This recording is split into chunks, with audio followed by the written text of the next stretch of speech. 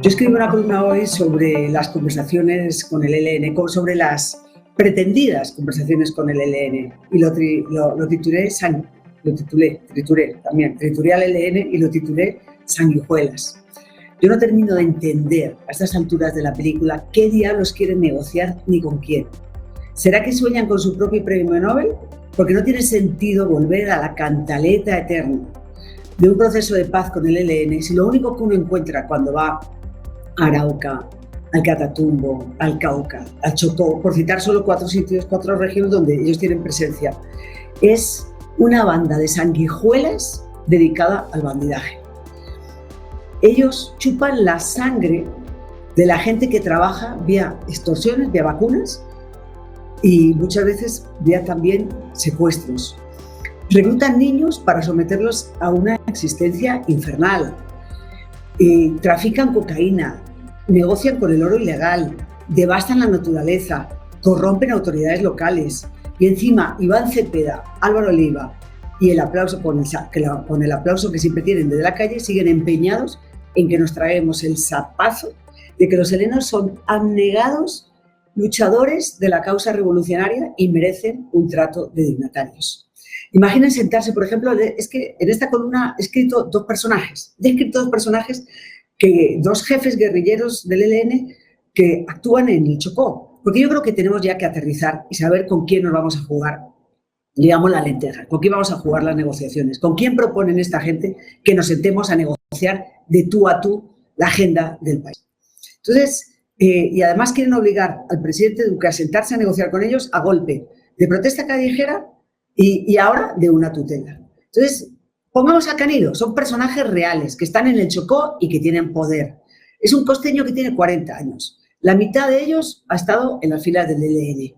Estuvo a punto de que lo degradaran otros comandantes porque tiene la costumbre de violar niños y niñas.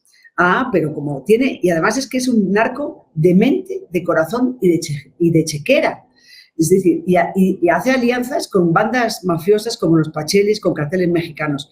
Es un avaro insaciable, porque hasta entre los bandidos hay reglas. Y él asesina a compradores de coca cuando los dejan entrar en el territorio para robarles la plata y la coca.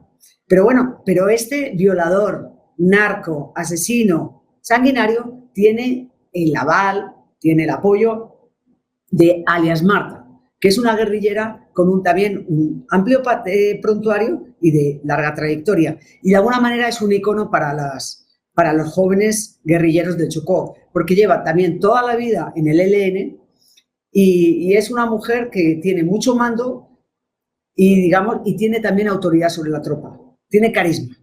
Bueno, esta mujer puede ser perfectamente, califica para un día ser senadora de la República. Ya digo, con un amplio prontuario. Tiene 46 años y tiene 2 hijos. Porque las comandantes sí pueden tener hijos. La tropa no, eso no, pero las comandantes pueden tener hijos. Bueno, y ella ha declarado a Danilo, alias Danilo, el narquito, lo ha declarado intocable. ¿Por qué? Porque sabe que el ELN vive, sus finanzas dependen del narcotráfico, que es a lo que se dedican exclusivamente al narcotráfico. Entonces ya puede ser mafioso, ya puede ser violador de niños, pero es un gran capo. Lo necesita, Marta lo sabe, y por eso quiere negociar. Entonces, como ella es todo menos boba, y seguramente, ya digo, puede ser perfectamente un día interlocutora si hay conversaciones otra vez en La Habana, como proponen esos 3 que antes he mencionado, pues sabe que su muchacho, su protegido, no tiene ninguna preocupación en adelante, porque ustedes recuerdan que había una ley que iba a hacer que los guerrilleros, de aquí al futuro, no ya al pasado, pero al futuro, que si hubiera otro proceso de paz, pues los que hubieran violado a guerrilleritas, los que hubieran violado sin ninguna justificación, tendrían que ir a la justicia ordinaria, porque eso no tiene nada de revolucionario. Pero los señores Leiva, los señores Cepeda, de la calle, y por supuesto, y muchos legisladores consideran que no, que violar es un acto revolucionario siempre y cuando tú luzcas tu brazalete negro y rojo con las siglas del ELN. Danilo, por cierto, también ha sido el responsable del secuestro de Tulio Mosquera, que fue candidato en el Chocó a la alcaldía del Alto Baudó, que sigue secuestrado. Lo secuestró antes de las elecciones, con lo cual esas elecciones están completamente son elecciones espurias, no deberían haberse celebrado siquiera, pero bueno, el ganador pues se quitó a Tulio, que era el candidato favorito, se lo quitó de en medio, está secuestrado porque piden un billete para soltarlo. Es decir, no solamente es capo, también es secuestrador. Entonces, ¿me podría anticipar, es lo que yo le pregunto en esta columna, el senador Cepeda, el candidato, el excandidato presidencial de la calle y el señor Leiva, con qué ropaje político van a revestir a estos personajes? Es decir, ¿con qué ropaje político los van a revestir? ¿Qué hazañas realizaron para otorgarles el privilegio de negociar la agenda política con un gobierno democrático? Estos capos, estos asesinos, ¿con qué? Estos violadores, ¿qué justificación política? Y son solamente, y ya digo, y son dos ejemplos, y es una pinceladita lo que doy nada más, pero los hay peores todavía. Acuérdense de Pablito, el de Arauca, mucho peores todavía.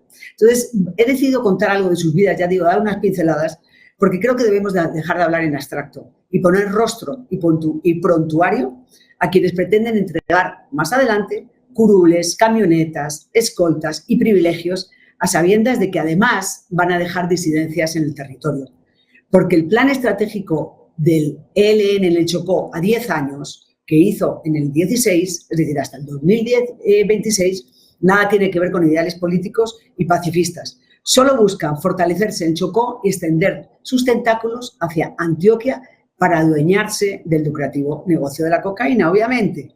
Un negocio que se disputan con las, ahora se denominan, autodefensas gaitanistas de Colombia, que son herederos también de los paramilitares, unas disidencias. La única diferencia entre las dos organizaciones criminales, porque son idénticas, dos gotas de agua, es que el ELN, además, le gusta sembrar minas alrededor de los caseríos y utiliza el secuestro para sacar todavía más plata, no tiene suficiente con la coca. Además de Tulio Mosquera, como dije antes, tienen en este momento, solo en el Chocó, a Freddy Rangel, lleva 17 meses secuestrado, a Diana Toro, que es madre de 3 hijos pequeños, de 3 menores de edad, lleva secuestrada más de un año, 13 meses, perdón, a Octavio Sánchez y a Gerardo Parra. Es decir, en estos momentos tienen esos secuestrados. Entonces, ¿alguien ha escuchado alguna vez a Cepeda, a Leiva o a De la Calle exigir en tono duro la libertad de todos ellos, pero con nombres y apellidos? Y reprobar que unos criminales desalmados pongan precio a la vida y la libertad de las personas. ¿Ustedes los han escuchado? De pronto yo los he perdido, no sé. Lo habitual, lo que yo tengo, mi experiencia con ellos es que empleen el puño de hierro para responsabilizar a Duque de la violencia y se reservan el guante de seda para los helenos. Nunca dicen eso de no son delincuentes para ellos, siempre utilizan eufemismos, ¿no?, para tapar lo que hacen. Ellos no son delincuentes, son rebeldes. No secuestran, retienen. Y no son depravados, sino actores depravados que violan niños, sino actores de la guerra. Lo que hay que pedir a Duque es que no negocie con los helenos y más bien emprenda un intensivo y atractivo programa de deserción de guerrilleros. Hay que volver a hacer esos programas que había antes y que funcionaron muy bien para fomentar la deserción de los guerrilleros y que los acojan aquí y les demos otra oportunidad de vida. Y además, otro, quizá igual de importante o más, de prevención del reclutamiento de menores, porque en todas estas zonas hay un problema serio de que se los lleven. Y hago una nota final. Yo supe de algo. Entonces yo pregunto solamente a Pastor Alape, que es un personaje dentro del partido de las FARC. ¿Qué habló con alias Marta, bandida esa de la que he hablado antes? ¿Qué habló con alias Marta cuando se desmovilizó el Frente 57 de las FARC? ¿Qué hablaron? ¿Es inconfesable?